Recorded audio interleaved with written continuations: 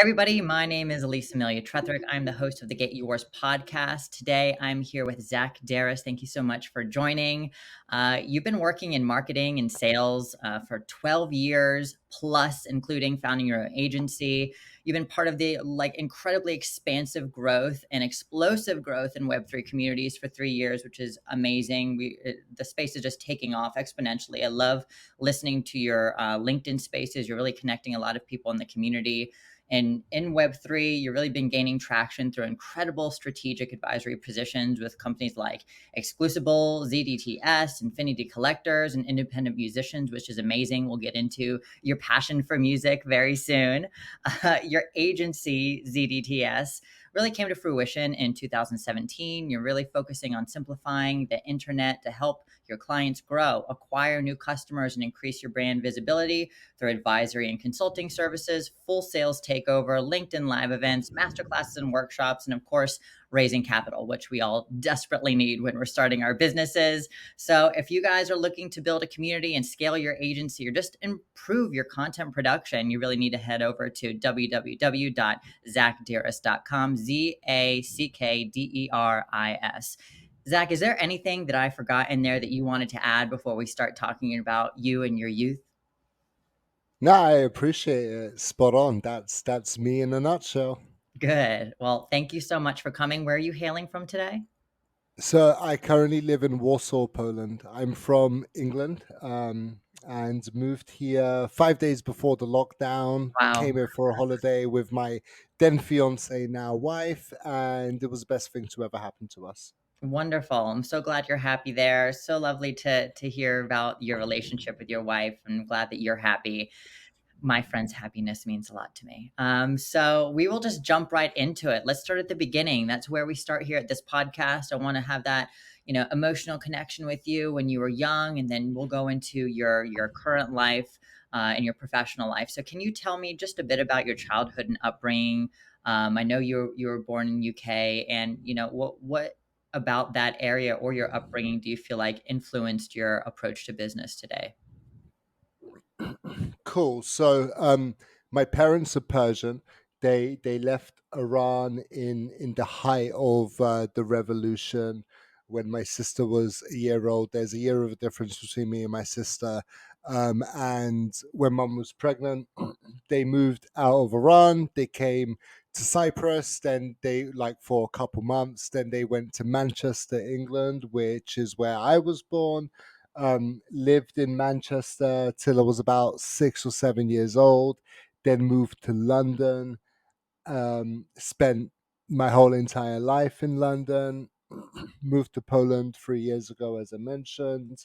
And what role my upbringing put into my career is it's really fascinating, at least, because almost, including my older sister, almost every single person, if not every single person in my family, with the exception of like the new generation, they're all either doctors or lawyers or engineers, or they've been to school full time and university, and they have PhDs, and I dropped out of college.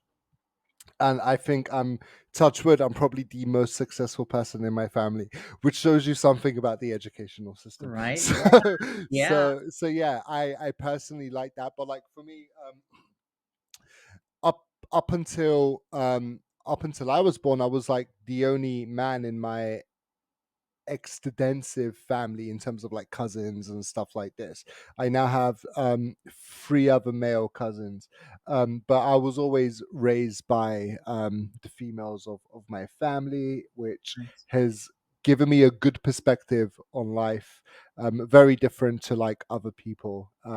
That's why I like to tap into my female intuition when I need to, because I have one and it's cool, you know. I'm a metrosexual. I like to look after myself, so it helps. You are really, I think that is what got me passionate about following you on LinkedIn. Was the first post that I even like commented, and how we kind of connected was you sharing a whole slew of women in Web3 and just giving them a foundation, and sharing the greatness of other women. And I always appreciate men that go that extra length in appreciating women in the space, because like in many spaces we are a fraction, we're growing, but it does take the appreciation of others in the industry to give that validity to what we're doing as well, because that's just the way that the world works. Like there's no getting around it. So I think that you taking that power as a male and being able to give women a foundation with your following to be, like praised, I think is amazing. And you asked. I remember I was the only female on stage in the networking event that you host, and you're like, more women come up here, and that's amazing. I'm usually a lot of the times the only woman in many of the even Twitter spaces and LinkedIn spaces in this field, and I try to be like, have other women get up there just by me getting up there. And even if I'm uncomfortable, I'm like, I just want to see more women. Maybe if I step up, more will come up. And then more did when you asked, more to come up, which was amazing. And we do deserve to be in this space. We have amazing things to say, and I think that you being Yeah, raised by women has really shown that. So I appreciate the things that you do in the space. for sure.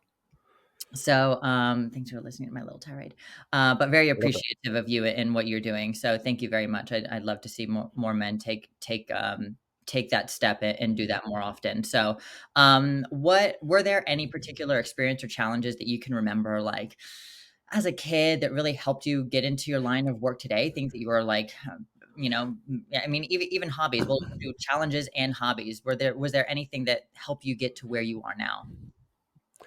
My biggest weakness as a child is now my biggest strength, which is hilarious to me. If I could go back and Yeah. tell 7-year old or 10-year old or 15-year old Zach that you're gonna make money, good money, build relationships, have clients, all because of you speaking, he would laugh at me because um, I was a late talker. Right, I started talking when I was 2, and when I was talking, I had a very, very, very severe speech impediment. I couldn't even say throughout my whole entire like Mm. kid life and teen life. I couldn't even say, "Hi, my name is Zach." It would always be, and the speech impediment's probably going to come out now because I put it in my head. It's very psychological.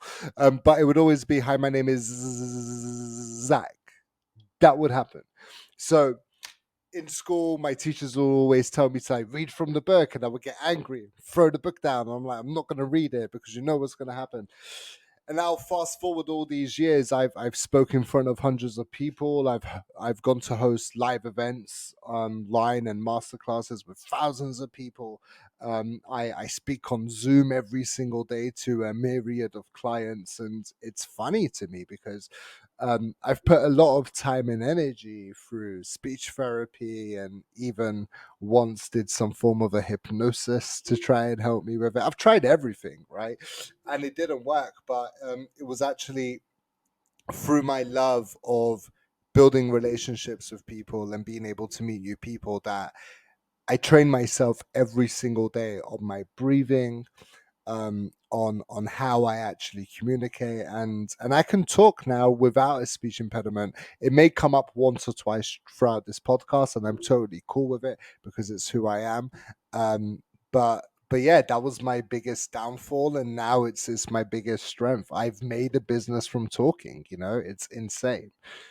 That's wonderful. And while we're talking about, well, no, I'll say that to the end. I was going to ask you about, what you would tell young Zach, and I think that you tell him like, Cool. it's going to be okay. You're going to make a living off of the things that you feel like are your deepest weakness. And I think I love that story of turning that around and seeing something new and really appreciating who you were and where you've come from, because you seem like a very appreciative person, really passionate and open and positive. And I'm sure it's not like that way in every single instance, but you've grown to really appreciate that about yourself. And I can really feel that from you. Were there any people in your family that you feel like influenced you or mentored you, or, friends or anything like that, or even teachers when you were growing up? Who do you feel like you look back and say, wow, this is a really big reason why I am the way I am today, and I'm really appreciative of everything that they've done for me. I mean, in my present life, 100% my wife, and I'll get to that why as we continue to talk. But in my childhood, there was three major influences. One was my mum. My parents divorced when I was like 4 and my sister was 5, and she raised us exceptionally well by herself. She put herself through school. She held a job down. She took us on many, many, many holidays. Gave us everything that we asked for within reason. Um, and I just massively admire her because she is the female version of me, right? There isn't a trait that we have that is not the same, apart from the speech impediment thing. But it's very funny because I get emotional just talking about her because like she's like my idol, right? The other one would be her younger sister Heather, who is the business mind. So it's like a lot of my aunties and uncles, right, if not all of them, they own their own business. But my auntie, who lives out in Vancouver in Canada, her and her husband Fred, they own a musical academy, right? And their daughter Ava is like a professional singer and actor. But I spent a good portion of my childhood in Canada with her, and she's the one who showed me that I could be entrepreneurial and I can have my own business, right? Because I saw her do it, and it was just so fascinating. And in terms of teachers, shout out to Andrew Hammond, who was my high school teacher, from the age of maybe 12 to 16. He pushed me a lot because I was a troublemaker, right? I was like, I'm not gonna say I yeah, I'm not going to say I was hanging around with the wrong crowd. I would create the I wrong was going crowd, to right? say you were the crowd. Yeah, and me and my friends always love to have fun in school, but I don't know what it is, man, but he saw something in me and he pushed me and he gave me like extracurricular activities on a regular basis. He made me write reports on like Kurt Cobain from Nirvana, Anthony Kiedis from Red Hot Chili Peppers, Adam Sandler, Arnold Schwarzenegger, like people who I was influenced by, to make sure that I didn't get in trouble after school. Right, that was the reason why he did it. But he also set me these challenges to unlock like my creative side. And now that I think about it, that was probably where I learned to write and tell stories. And Wow. very grateful to him. We're connected online, and every now and then we engage in each other's content. We send each other emails back and forth. And you know what? There is another person as well.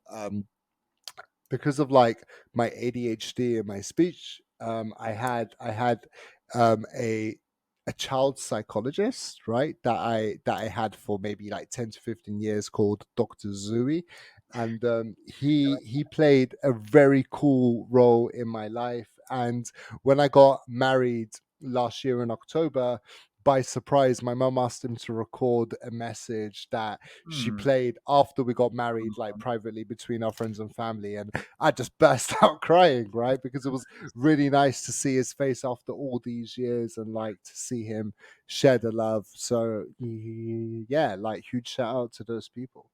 Wow.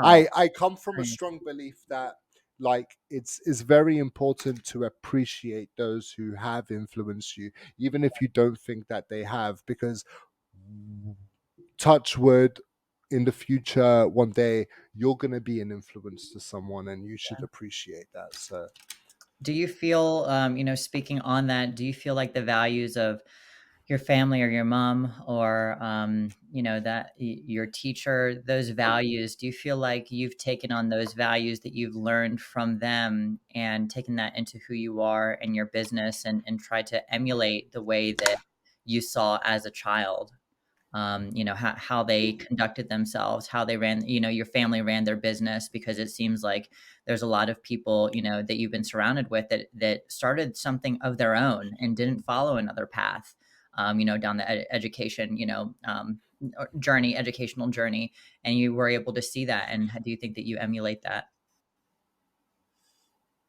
I haven't ever thought about it, so I don't know, but I would assume so, yes, right? So I mean, I like to day trade attention. That's one of the biggest things I like to do. I like to observe how people behave, how they talk, how they interact, how they manage their business, especially from a content perspective, right? It's Yeah. always good to understand like what your competition is kind of doing and other people in the space what they are doing. So for Right. me, just by taking a mental note of what these people have done and analyzing it in my head, like what they've done to be where they are, I'm sure it's had a positive influence on me. Yeah.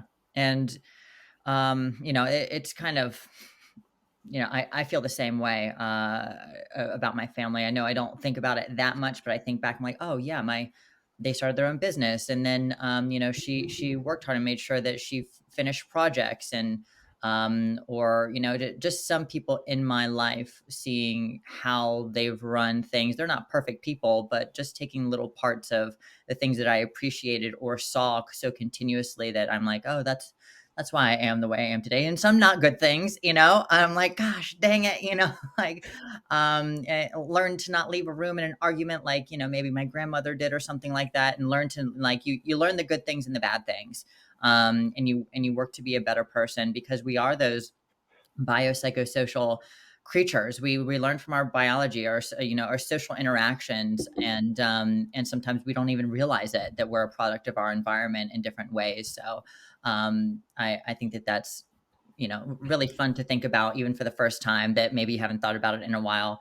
Are there any specific childhood memories or experiences that had a lasting impact on your professional life? Is there like one moment that you look back and say, or you think about all the time or frequently, that are really strong in your mind to connect you to where you are today? Yeah, pardon me. So I was, I don't know, it's not very childhood, but it still is. I think I was maybe like 15. I was at like a summer camp or something like that. But it was like with like family and friends and stuff. So people that I knew. Sorry. And there was a guy there called Zia, who I should really try to find this guy and to thank him. Um, but but he would rap, right? And he would write music, and he had like a MySpace page and things like this. Like back then, it's not like Spotify and Back Apple in Music. time. Yeah. Yeah, like back then it was a MySpace, Yeah. right? And he was very good at what he did. And we were doing like a talent show, and he was pushing me to write a rap. And I was like, dude, I can barely talk. How am I going to write a rap because of the speech impediment, right? And I was like, how am I going to write a rap? But he kept on pushing me, right? So we sat down, we had a few creative kind of sessions together the days before. And then just one day, I just sat down for like 3 or 4 hours in my room and I wrote this long ass rap and I made it rhyme really cool. I wish I can find it. It's probably somewhere. But then when the talent show was happening, we were the last act. And I was like, dude. So we planned it in a way that he would do his rap first, and then I was going to add a verse to his rap, right? So it was like a combined effort. As soon as it came to me, I had my paper in my hand, and I was just like, I got stuck on the first word. I couldn't. I just, I couldn't. So I turned to him and I was like, I can't. And then he looked at me and he was like, bullshit, you're going to do it. So he grabbed my paper and he read the first line for me. Then he gave me my paper back and I just went through the whole verse. And Wow. if he didn't push me to do that, I really don't think I would be where I am today, because that was a huge trigger point for me to show me that, like, look, there's such a thing as having like that stage fright, but you can overcome it. You just have to push yourself. So shout out to Zia if I ever find you. Like, yeah. Yeah, that's great. I think that you should find him. It's Mm. never know. I try to be as appreciative as possible, and I've sought people out like that. And I'm like, I haven't talked to you in 20 years, but I wanted to say, I wouldn't be where I am today without you, or this moment changed my life, because you never know if some people feel like they even matter sometimes for what they're going through. So I think that's really cool, and I'm sure that he would be like, wow, Zach, like, look at you now, this amazing life, and it could have come from like one experience, like in particular, to be where you are today. And I love having somebody is maybe frustrating when it's happening because you're scared and you think that they're just pushing you, but they want you to be better, like they want you to see like what you're really capable of, and it's greatness. Like look at where you are now. It's amazing. And I'm so proud of you, knowing you and a short amount of time. You deserve all the things that you have, and it's a really beautiful life that you're creating for yourself. And have you are such a great networker. Have you been a networker since like inception, or did it start like when you started working on your speech, or even that moment did you start coming out of your shell and starting to just like talk more to people and network or anything like that? When do you feel like that part of your life started? I've always loved um, the art of sales, and I call it an art because being able to sell, like, it takes a very tenacious type of individual Yeah. that can sell. Not everybody can sell, and that's totally cool, but everyone can learn to sell, and that's where I come in hand, right?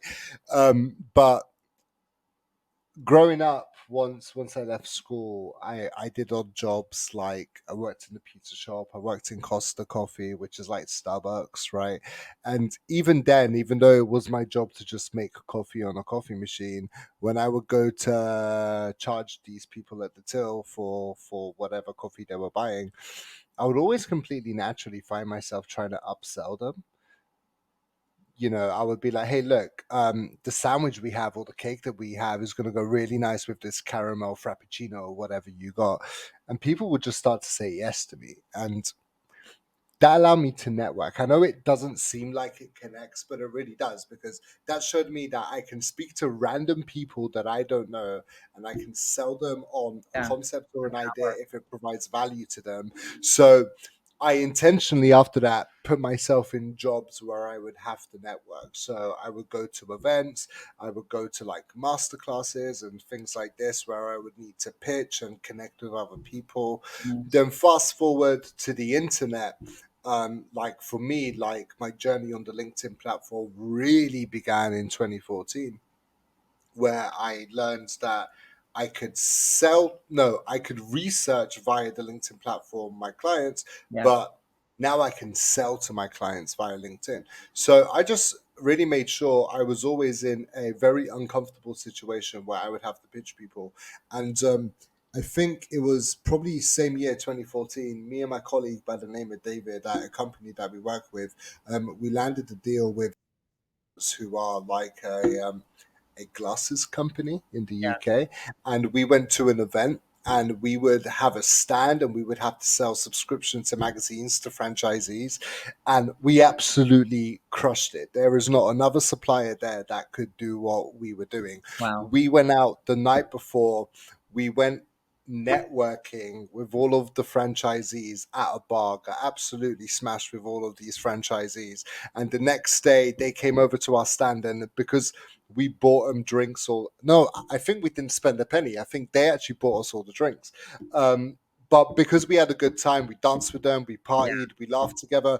They all came the next day, and we had like 300 orders. It was insane, right? So Selling it yourself. shows you Yeah. there's a sorry. It's selling yourself. Like they have to like you, Yeah. believe in the product.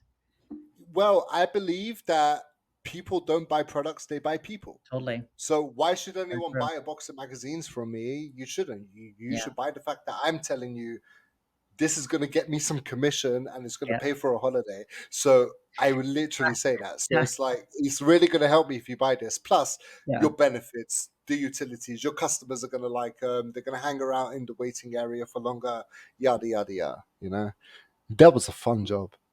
That sounds amazing. That sounds really fun. Mm. I wish that I was there. It sounds like a great time, and that's like a movie scene kind of.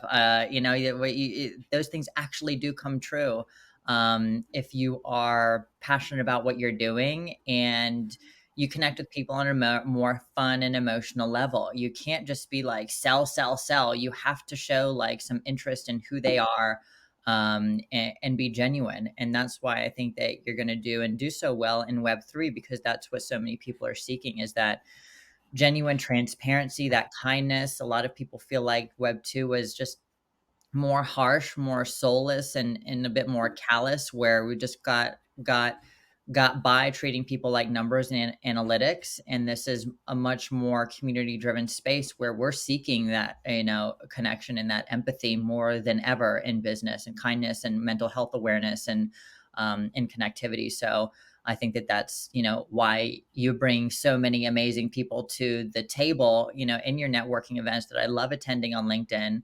And there are all different times. People just go to Zach's LinkedIn, which will be shared in the description, for the podcast and the video as well.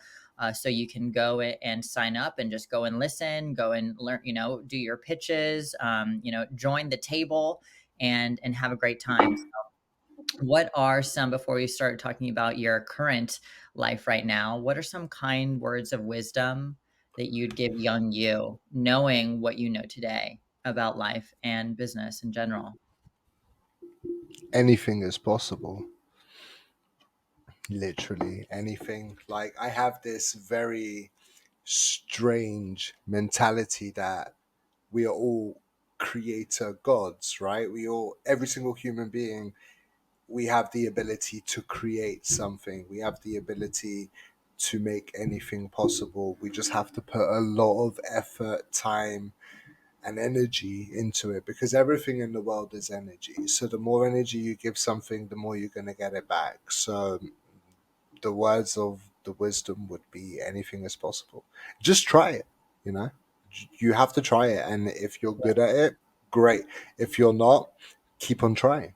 Yeah, I agree. I think that you have to take the chances. Someone in DEI that I was interviewing the other day stated, fail, the acronym for fail, first attempt in learning, I think it was. Cool. And failure isn't necessarily a bad thing. I mean, so many people have failed at inventions hundreds or thousands of times and then come up with, I believe, the light bulb. Like there was like a thousand, or some wild number of attempts, and just try and keep trying, and don't let failures get in your way, because that just happens. And not be so hard on yourself, I think, is important, and give yourself some grace. I wish that I did that, when I was younger, and I harped on things a lot, and thought that I was just, my value was based on that. What we were told a lot of our value was based on is our ability to succeed every single time, and if you didn't, then you were a failure. Which I feel like, Web3 is a place where you can come and fail and then start over again or rebuild. And it's been a really eye-opening experience to accept those things and to just work to be better, which you embody that. So let's talk a bit about your education or training. Like, what have you done to help get you to where you are now? Are there any like trainings or certificates that you've gotten? Do you go to conventions and learn from mentors? What's your process, or what has been your process in life? Because I don't think that you said you didn't go to university. I kind of did, but not really. Yeah. So graduated from high school, went to college, dropped out after a month, traveled for a few months. While I was traveling, I was researching online for business academies, because I knew there was something in me where I wanted to go straight into business, and I didn't really want to waste another few years like in school. I wanted to make money, right? My passion for making money then was to help out my mum. So I was like, all right, cool. I could get a paper round or whatever, but or I can learn how to Yeah. really make money. So I was aware.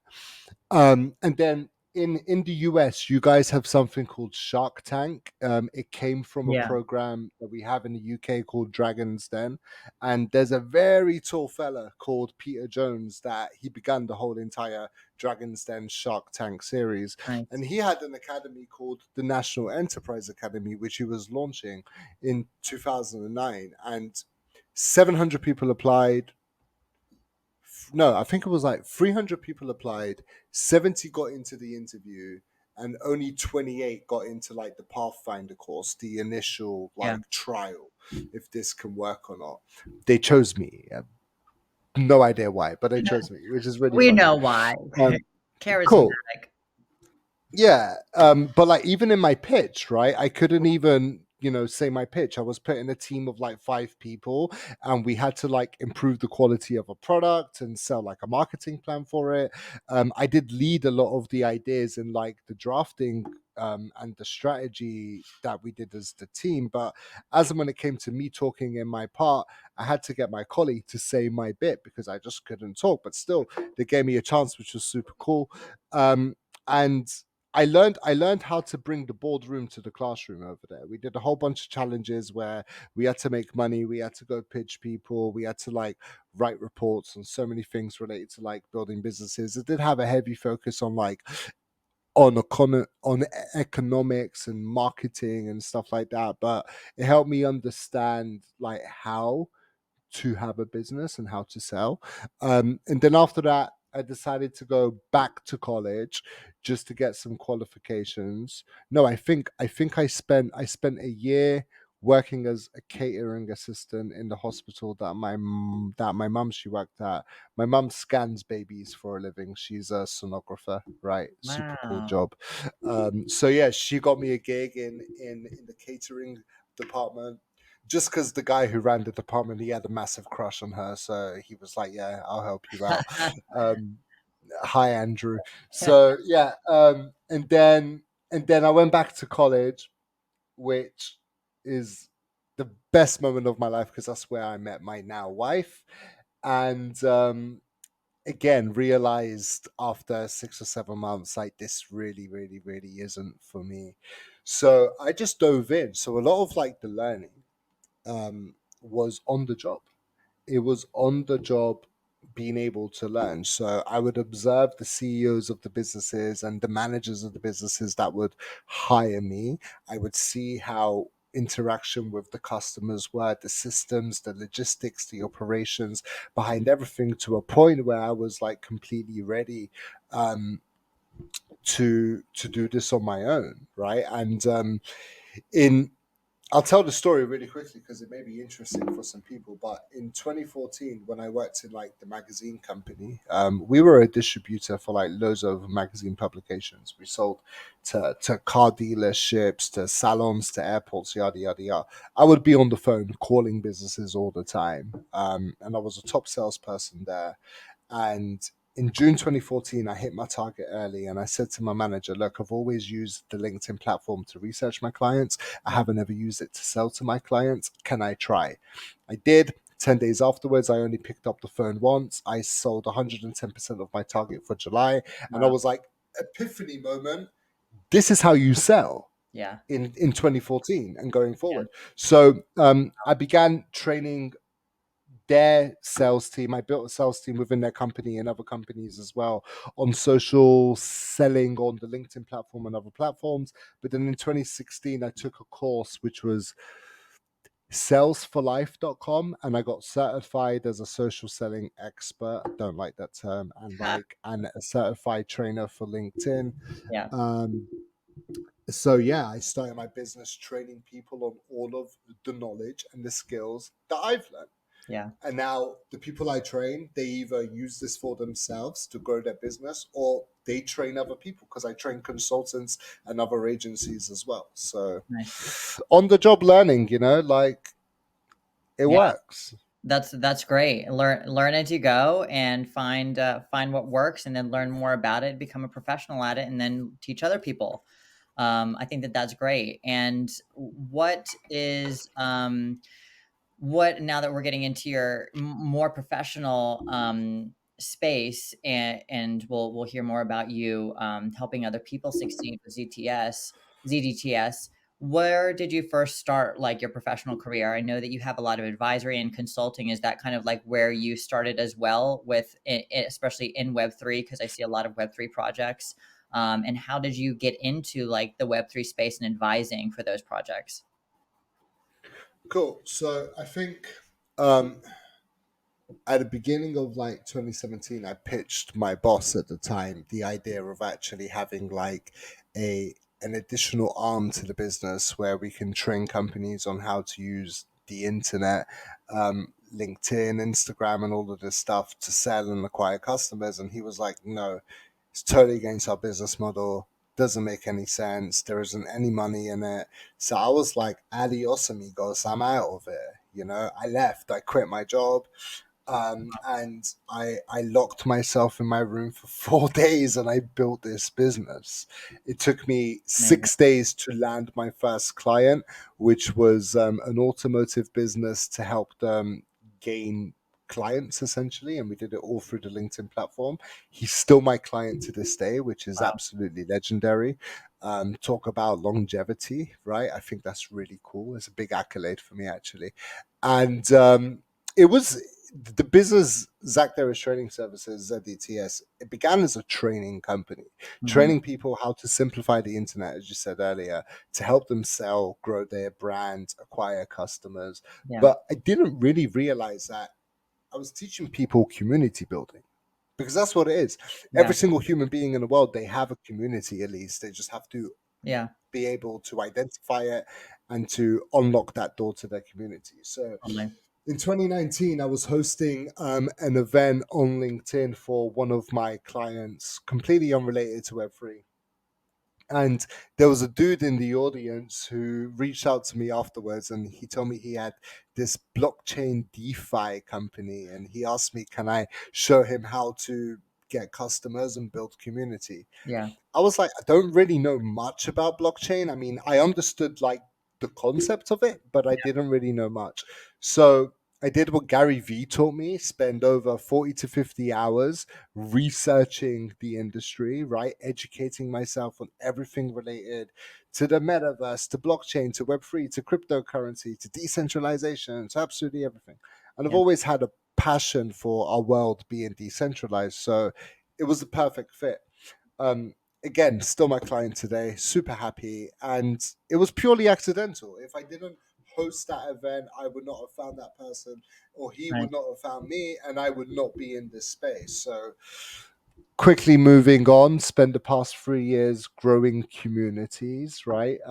With a really heavy focus now on helping agencies, strategists, and consultants within the Web3 establish their brand, improve their services and their offerings, and acquire new customers. That's wonderful, and I'm so glad that you came, like a client kind of brought you into this new scope of business because it is growing exponentially and there's so many people that want to learn more about it. And one of the people that I interviewed, I'm like, you should, work on recruiting in Web3 for DEI. She's like, what's Web3? And so being able to we are so like enveloped in the space that we're like, everybody's heard of Web3. Like, everybody must Oh, know what it is by now, but that is it's like yeah. such a small fraction because we spend our time following people and like in spaces with people, these groups of people, and it's very small compared to the rest of the world. And sadly, um, not everything is revolving around crypto per se. It's a vessel for payment, but it's not like, and not everybody is investing in crypto, and crypto I feel like has given it a bad name here and there, where it's actually the technology of blockchain being utilized for a variety of different things, and like product journeys, NFTs, of course, and we hear about scams that happen, but they're so small compared to the number of scams that happen every day in Web 2 that everybody's just so used to, because I get attempted scams like 5 times a week because I bought a home and now, oh, your home warranty, send us money, or something about life insurance, or these fake emails. I'm like, no, grandma, don't open that. You have a PC. We're so used to even getting calls from my bank, but it's not my bank calling me, trying to, like get my social. And I feel like there's the more good projects that there are and the more that succeed and are doing good, providing security, are really going to start showing people that there is a good in this industry, and it isn't all related to like all these bad things that are just heightened because there's not a ton of things happening in the space, like scams and bad things. There are bad things happening, but it's just like highlighted a lot more, and people think that, oh, it's the whole industry. It's not. There are so many good things coming from it, that even like social good aspects, utilizing the blockchain, utilizing carbon credits on the blockchain, and being able to do good and create more community structures than ever been done before. And I really look forward to the next 10 years for you and everybody else, and this advancement of really being able to see, and you're really helping people see what they can do in this space and how to go about it and how to be safe, which is really, really important. And I know we only have another half hour, so I will stop talking. But tell I me, think I think we're good. okay, Yeah, we're good. tell me, I'd love to know some more about your consulting agency, Cool. ZDTS. And let's start off with what were some of the biggest challenges that you faced, kind of like starting the business, or has the bear market affected it in any way? And if so, could you tell us either positive or negative? Yeah, I mean, the inception of ZDTS was not a Web3 company because we were established in 2017, Yeah, right? So, regardless of what happens with Web3, we help people grow online, and we help people get sales. So, it doesn't really have an impact or not. It's just right. that's where my passion is, and that's the Yeah, industry that I want to help people the most. totally. Some challenges that I faced was the misconception that I thought I needed to have a site um, to launch the business. I didn't. My profile for LinkedIn was the site. It was the site that I needed. Whenever someone would ask me, "Can you give me a link to the website?" I'll just give them a link to my profile for LinkedIn, and they were Yeah, like, "But do you have a website?" And my objection handling was great back then. It was like, I don't really need one because I'm showing you how to use this platform, and this yeah, is all you need to see. yeah, But yeah, it was just like self doubt, right? Because obviously, anyone who's been employed for their upbringing or the majority of their career, they rely paycheck to paycheck, right? So there could be months where you don't get any money being self-employed, and that's okay. You have to accept that. Like, for example, I know even to this day that like Christmas time, get offline. Don't even bother, right? Everyone's shut down. So I intentionally like automate, not automate, but I pre-schedule a lot of my content throughout December, chill with the family, you know, do stuff. It's not a month where I'm like really, really, really heavy into working. So just being aware that you're about to do the most amazing thing in your career. Do not give up, right? Remind yourself every single day all the reasons why you will never be employed again. Um, and trust yourself, really. I love that. How did you develop the business idea for ZDTS? And is it, can you tell us that what the acronym stands for and how it has evolved over time, you feel, over this last decade? Yeah, so ZDTS is Zack Deris Training Services, Great. right? That's literally what it stands for. How did the business develop? In 2016, I got a sale. I was employed by a company. I got a sale. I found the sale via LinkedIn. The person was so impressed that I managed to sell to their operations director because no one else has ever been able to sell to them. They would always choose their services from like procurement or consortium firms. Um, they were the ultimate gatekeeper. People couldn't get past them. They were really impressed, and there was like, look, is it possible that you can train my sales team on how to do what you do? And I was like, sure. I mean, like, I have an evening after work, right? I can do stuff outside of work. I spoke to my boss and I was like, look, do you mind if I was to like do some freelance stuff after work? And he was like, as long as you keep on making me the same amount of money, if not more, right? You can do whatever the hell you want, right? Go wash cars, go do whatever. It was very supportive. So I'm like, cool. Um, and then like the feeling, the satisfaction that I got during every single training session that I did for that client, it was like, wow, I'm making all the money. This is interesting. I'm not getting a commission like I charge them. I'm making all the money and they're learning from me.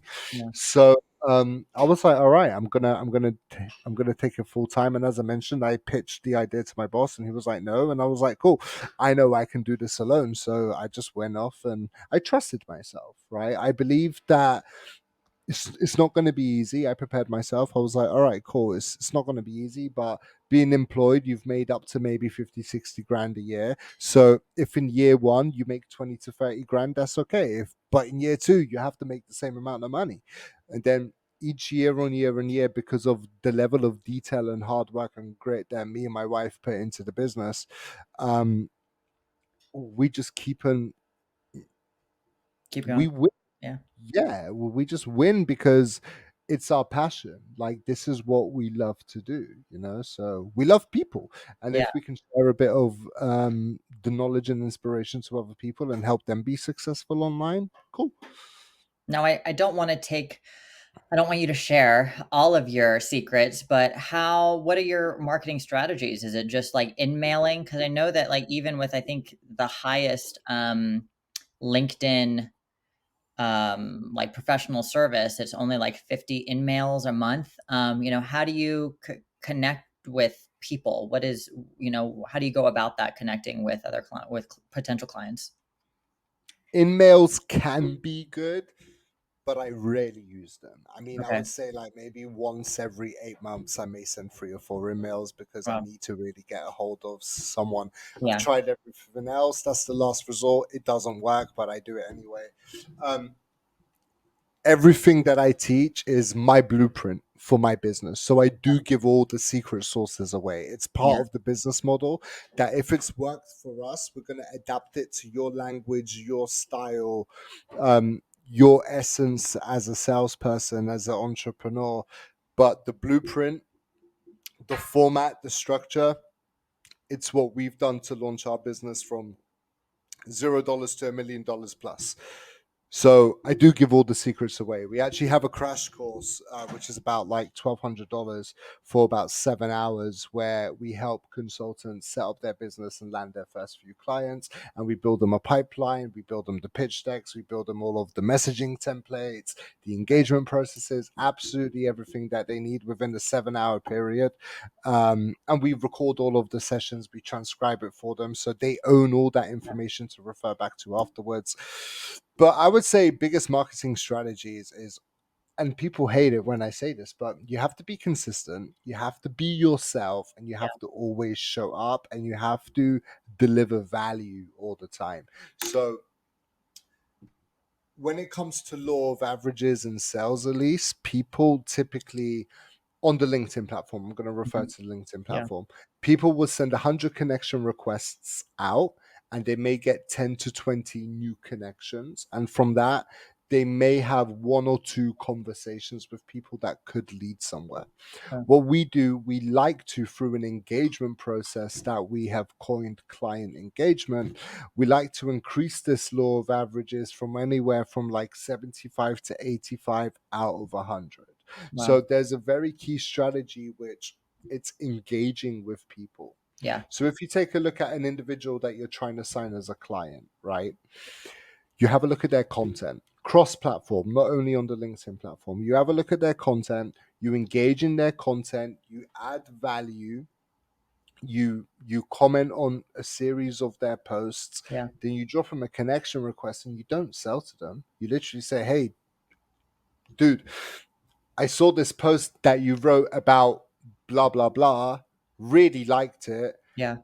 I also agree because of X, Y, and Z. Let's connect. Yeah. You've broken the ice because anyone who creates content, regardless if it's one or two lines or a whole entire article, Yeah. takes some time. It can take them 2 minutes, it could take them half an hour, it could take them a whole day, Yeah. right? You taking the opportunity to engage in that content shares your appreciation. It helps boost their reach so more people can see it. So Yeah. you're doing them a favor and they are returning the favor by entertaining a conversation. And then it's a matter of honestly just having an organic, fun conversation. I use GIFs a lot in my messages. Nice. People don't realize it, but like almost every single person that I have sold to at one point before we jumped on a Zoom You call, I gift. used the GIF. Yeah. Yeah, always. It could be a good morning gift, could be a laughing gift, could be anything, but it adds that human connection Yeah, to the conversation rather than just text on your screen. totally. As it relates to LinkedIn, use audio notes, record a video of yourself and send that as a message. Don't just write text. Do what other people are not actually Yeah. doing. I think that makes a total amount of sense. One of my best practices for getting followers is not just on LinkedIn, but on like Instagram and Twitter. When I'm helping other people, like with their marketing strategies, is you go to the hashtags that you're looking to interact with, go to the most recent that just posted, and comment genuinely. Like, be that first person to comment, be that genuine, not scam, not hey, come to the sponsored whatever, like this nonsense that people are just bombarded instantaneously with, and be that genuine first point of contact that is saying not cool, but like, wow, I really love the purple in this picture. It really brings out the eyes, whatever, like something that's genuine and spending that time. And the GMs in the Add morning. value. Yeah, it adds total value, Yeah. and they see you as a person and not just like selling, or that you have interest in them and what they're doing. So just being consistent with that definitely helps. And I remember, do you follow? I can't remember his last name. His name is Ruben. He's huge in ChatGPT, massive following. Ruben Hassid. Yes, Yeah. I Legend. absolute Absolute legend. legend. He Yeah. posted his strategy. It was his purple background that changed things, and then he said that he comments on Yeah. like 300 people's stuff a Yeah. day, and I read that exact PDF last night, right? yes, Because I was interested to understand where the change came from. yeah, And I scrolled back to content from like a year ago, and the style that he has of his content right now was completely different. yeah, But after, so Gary Vee says something super powerful as it relates to podcasting and creating content. The first 40 to 50 pieces of content that you put out, in his words, are mhm, going to be bullshit, right? After you've created that much content, then you're going to realize what you really need to do to up your game. yeah, And he was a perfect example of this. What I totally, really like about that guy is that he doesn't hold anything back. yeah, Like he yeah, creates incredible content. Big fan of Ruben. Shout out Ruben. You're good totally. at what you do, man. I Yeah. I bring him up a lot, and I love his content and the amount of effort that's put into it, and it's always very valuable. Yeah. Um, so, what is one of the most the one of the projects that have been your favorite that you've ever worked on, and with a like one of the best outcomes that you've kind of seen? You want to share that story? Yeah, for sure. Before we dive into that, though, I need to comment on the 300 comments a day kind Yes, of please. situation. It's very important that anyone who wants to grow on social media, regardless of what the platform is, Yeah, identify 10 influencers or thought leaders in your industry that share the content that you are inspired by. Turn on the notifications and be the first person to comment on their posts. Now, if they're really big, they're not going to respond to all of their comments. Not like me or Elise or Ruben or anyone else who we're always in our comments and we're responding to everyone. The really yeah, big ones, they're not going to respond to the comments. You should yeah, respond to the comments of other people, go on their profile, engage with some of their content, and just watch the yeah, numbers grow. More people are going to speak to you, more people are going to message you, more people are going to reach out to you. All three of them are exactly the same thing, but you get the point. But yeah, yeah, you'll grow because you're adding value in a place where you don't belong, yeah. and it works well. And So liking other people's comments, or loving and like totally yeah. agree. Love your point of view. And then explain why you love their point of view, Yeah, add that certain amount of value, and that's what really breaks the ice. um cool. So I worked on a whole bunch of projects, and some of them have made millions and millions of dollars. Super proud of that. But the one project that I'm proud of the most, and you can see a difference in my attitude as soon as I start talking about it, is one that I haven't been paid for and I'm not planning to be paid for. It's called the 100 Community, right? So it was a social experiment and initiative that I started in January of this year. I had a look at my 12-month review for 2022 in terms of like my content production and the engagements that I got on socials. And I was like, okay, if I can do this for myself, who else can I do this for that I don't charge? So I had a look at initially 100 people who were producing content on a regular basis, but they were getting very little engagement. Okay. And for many, many, many reasons, these will not be people that I would like put on a crash course and stuff like this. It could be that we sell the same kind of services or whatever it could be, right? So I started this community. I made a pitch deck. I emailed it out to these 100 people, and I was like, look, the initiative of this is for us to work as a community, right? To help each other with content strategies, with resources, with engagement on content, with masterclasses, with the networking events. That's where the networking events came from. And in January, because it isn't for everyone, right? For me to identify 100 people by the end of the year, I'm going to have to invite at least 1,000 people to participate in this, because not everyone has what it takes currently to be the best version of themselves, and that's totally okay. You will get there, but that's why it's important to be surrounding yourself with a group of individuals who want the same thing. Yeah. So in January, I invited 100 people. At the end of January, we had 25, 24, 25 people that were super active in the community. So in Feb, invited another 30, 40 people. By the end of Feb, we probably had 30 or 40 people that were like super, super, super active. In March, I did another 30, 40 people. Now we've got around 50 people who are like hardcore, very active in the community, and they're growing. Their engagement is growing. The number of clients they're getting is Awesome. growing. Their impressions are growing, because it isn't just my strategies and my techniques. Yeah. Every single person chips in, because, as I say constantly to them, it's not my community, it's our community. We are the 100, because we're going to keep it 100, and we're going to Yeah. do what we can do to help each other grow. And it's just fun. I love It's it. so, so, so fun to not have a financial incentive and Yeah. just to watch people grow. Thankfully, I'm in a position where I can actually do that, because Yeah. other people, they need to monetize off that to live. But like for me, it's like very cool with everything else. This is just pure fun. It's a social experiment, and we're crushing it. They're doing really well. So if anyone wants to grow with a network of individuals who are also on the process of growing, um, connect with me on LinkedIn, DM me Crush It, and I'll send you. No, if you DM me Crush It, I'll give you an ebook that I wrote called Crushing It on the LinkedIn platform.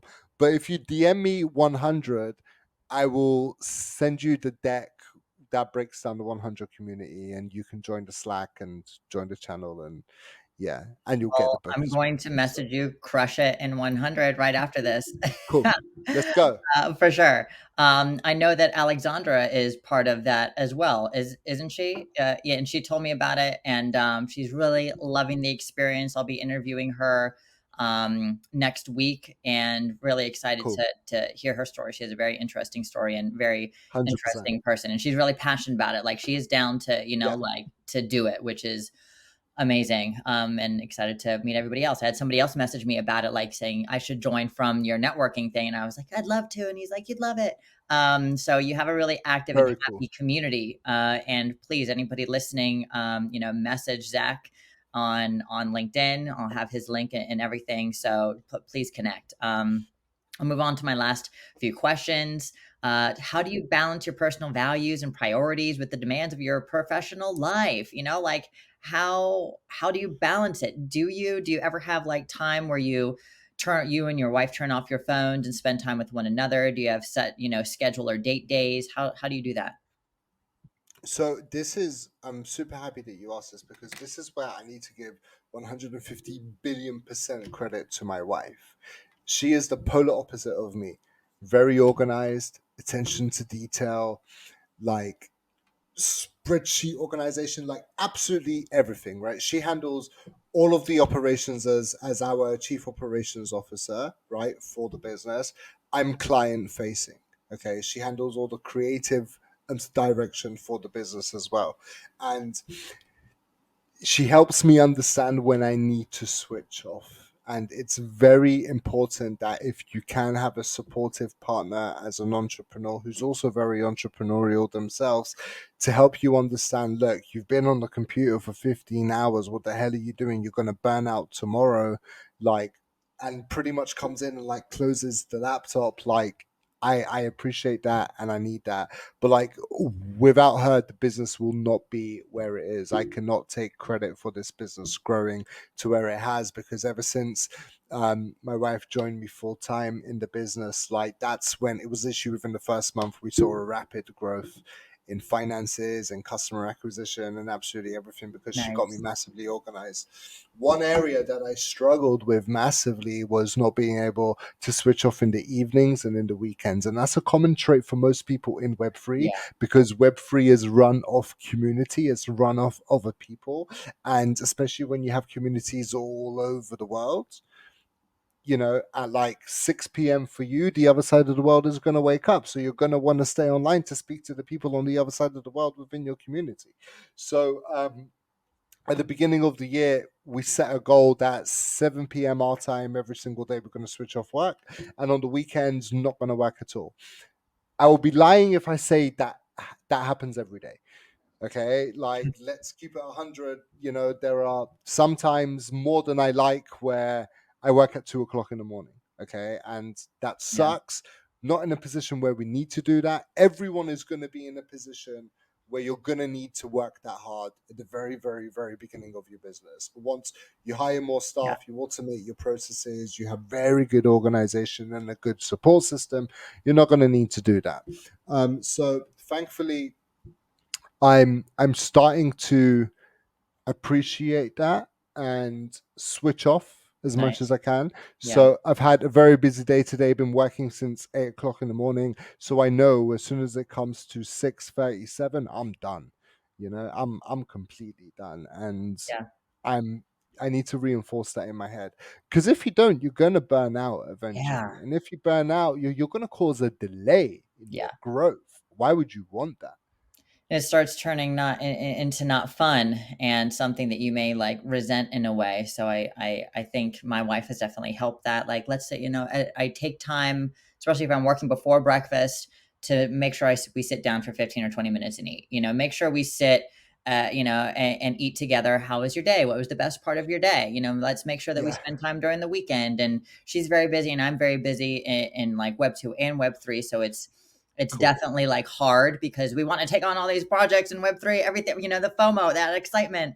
But definitely taking that personal time is really, really important. I know we have a few more minutes, so I wanted to ask you about, um, we talked about this when we first talked, and I think it's really important because I am I'm going to say slightly sober conscious drinker, where I used to drink every single night and I used to wake up feeling like bad every day. Really wasn't able to even, if I had a drink at dinner, I wasn't able to really work and do things at the high efficiency that I'm able to do now. And I may have a drink like twice a month, maybe, if that now. And I'm such a lightweight, but how has being sober helped you? How long have you been sober, and how do you feel like it's helped you in business? Since April 2021. Awesome. So 2 years. Oh, cool. Yeah, like we're coming on 2 years now. Hey. Super, super, super cool. Yeah. So again, massive credit to my wife. I didn't actually realize that I had a problem, right? She brought it to my attention, and it's because of COVID and the lockdown. Yeah. So Totally. I didn't really enjoy alcohol growing up, but like what I found is that almost every single day after work during the lockdown and the pandemic, I'll crack open a bottle of Jameson. That Yeah. what was supposed to be one glass like this will turn into the like like either whole bottle or half of the bottle Yeah. every single day. And something just wasn't right. So in January of 2021, put myself in a not a rehab center, but it's like a retreat, Yeah. right? Like for detoxification and for spiritualness and stuff like Reconnecting. this. And like, yeah, spent a couple months there, still worked, right? But like I was just like away from temptation, which was the Yeah. most important thing. I gave myself clarity, and like bless my wife, she cooked for me like every single day because I didn't like the food that was over there. So she would like bring me food every day. Nice. Very, very, very supportive. And it's not easy being an addict, right? Yeah. And actually having addiction, because you transfer your addiction to other stuff. So for me, it's been work. I would be Totally. very heavily addicted to work and to the computer and to communicating and to making money and all of this Yeah. stuff and to building relationships and yada yada yada. So I would say the funniest thing that most people don't realize is once you get sober or you take a break for a long period of time, if you have a financial goal in life, you'll achieve it 10 times faster. You make more money once you're sober. Yeah. Like, there's no doubt in it whatsoever. So, Yeah. hopefully that's a good enough incentive. But like, I have relapsed in this 2 year period. I haven't been completely, like 700 days free. I've had maybe 6 or 7 days throughout these 2 years where I've had one or two drinks. I had one occasion where I got completely wasted. And it's positive reinforcement that, look, these are the reasons why you got Yeah. clean. Stay on this path. It's not okay to relapse, but at the same time, it's needed, Yeah. right? That's what my guy tells me. I have a guy, right? Shout out to my guy. Appreciate Yeah. you. And yeah, like I really hope that, like, for the rest of 2023, not going to have another drink. I don't think it's going to happen again. And then Yeah. 2024 and 2025, because honestly, like, growing up, I had my time to party. Now it's my time to build a legacy. I Yeah. don't need to do that stuff anymore. So, Totally. And I feel like but what I I do want to say is, anyone who is struggling with these things and they do not have a kind of like a system, build one for yeah. yourself online, and get involved in communities that prioritize like recovery and Yep. mental health. Just Google it, you'll find it. Or reach out to me on LinkedIn and I can put you in touch with, some of the places I'm involved in. It's just people sharing their experiences and Yeah. supporting each other. It works well. You should have a support system and you should talk about your issues. I have an app that I use that's really great. It's called Sober Time, and it shows like how much I've saved. I've saved like 400, $500 in like 3 months compared to like just having Amazing. a $4 or $5 beer or something. And Cool. it's great. And before we leave, I wanted to hear about, I know we have like 3 more minutes. I want to hear about your new venture that you're going towards that is not related to, your sales or your Oh, agency. you remember that? What is your Oh, okay, passion okay. project that you're looking towards, going forward?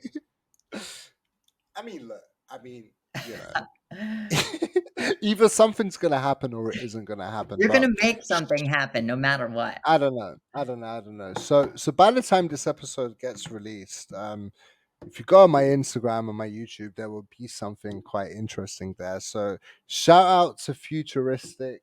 He's a rapper, a huge role model of mine and inspiration and good friend, and also the founder of indieamplify.com.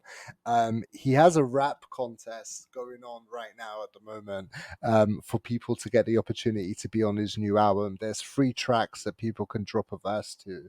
And I've always had some passion for rap and music my whole entire life. I mean, my influences are, like Futuristic, Eminem, Dr. Dre, Snoop Dogg, like proper rap, people who know how to rapidly rap. And I just took it upon myself to buy the beats, right? It was like $10 each, and I'm like, cool, I'm gonna buy the beats and I'm gonna record the verse to them. And I've already written my verses for 2 out of the 3 songs. The third one Nice. is coming along slowly but surely. And on the 13th of April, I'm gonna put it out there into the Yeah, competition, and we'll see. I mean, look, at the end of the day, I don't really want to win because I know, like, the caliber of these artists that are in this competition are insanely talented. For me, I don't rap. I'm a sales guy. I'm a business guy. I'm you not do a now. rapper. But the funny thing is, what I wrote is very interesting, right? And it rhymes really nicely. So at the end of the day, it's a win for me that I'm even going through the process of Yeah. recording it. If something else that comes from it, then dope. But if not, I'm gonna enter every single competition now, like, going forward. It's Well, just that's fun. wonderful. I'm It's I'm it's so a, it's excited a to hear. nice way to keep life exciting. Yeah. So yeah, You gotta have some things that you do outside of your everyday work to make life still passionate and to have it yeah. not be all about work, and I think that that's amazing. Like I'm an artist trying to finish this painting up here, taking It's forever. amazing. Thank you. But it's, like spending time on the things that make your soul who you are also. And I really appreciate your time here today. Can I you let appreciate you. no, well, thank you. Can you let everybody know where they can find you? Cool. So on Twitter, it's Zacky D's with two Z's at the end. Everywhere else is Zack Deris. Awesome. Thank you so much Cool. for your time today. I hope you have a For great sure. meeting after this. You've been wonderful. And yeah, I'll connect with you on LinkedIn, and everybody, go to his LinkedIn and schedule times to be part of those networking events, either just to listen, to be a part of them. And they're really, really beneficial. There are many of them, and really appreciate you for holding those spaces. So um, thanks so much. Cool. And one thing I want to say before we wrap this up is do subscribe to the Get Yours podcast. It's an amazing podcast. Support the creator, turn on the notification bell, hit that button to drop a comment, and share this with 27,000 friends, right? It's a great podcast. Shout out to Elise. Thank you. Appreciate you Thank you. I appreciate it, Zach. I hope you have a great for sure. day, and we'll talk soon. Cool. Cool. Thank you so much. See you later. Bye. Bye.